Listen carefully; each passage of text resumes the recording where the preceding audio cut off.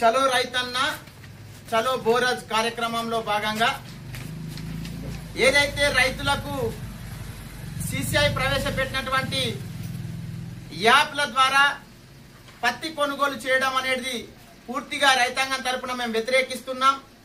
రైతులకు ఈ రోజు అందరి రైతుల దగ్గర స్మార్ట్ ఫోన్లు ఉన్నాయి.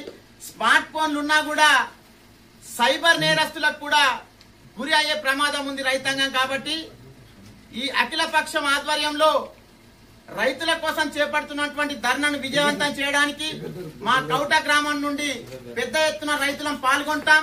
ఈ రైతన్న దీక్షను విజయవంతం చేస్తాం.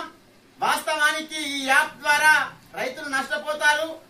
మొన్ననే మన కౌట గ్రామ రైతు సురేష్ మామ గారు 6,800కి 30 క్వింటాల పత్తి అమ్ముకున్నాడంటే దాదాపు 30 నుంచి 35,000 లాసు కావడం జరిగింది. కాబట్టి ఇలా రైతాంగానికి భరోసాగా ఉండాల్సిన ప్రభుత్వాలు అభద్రతా భావంలో నెట్టి 2 నెలలైనా సోయా కొనుగోలు చేయకపోవడం, పత్తి కొనుగోలు చేయకపోవడం, తేమ శాతాన్ని అదే విధంగా ఈ బయోమెట్రిక్ విధానాన్ని తెచ్చి కూడా రైతుల నడ్డి విరుస్తున్నారు. కాబట్టి ఈ ద్వంద్వ వైఖరికి నిరసనగా చలో బోరజ్ 21వ తారీఖున చలో బోరజ్ కార్యక్రమాన్ని తప్పకుండా కౌట గ్రామ రైతాంగం అంతా వచ్చి విజయవంతం చేయాల్సిందిగా కోరుతున్నాం.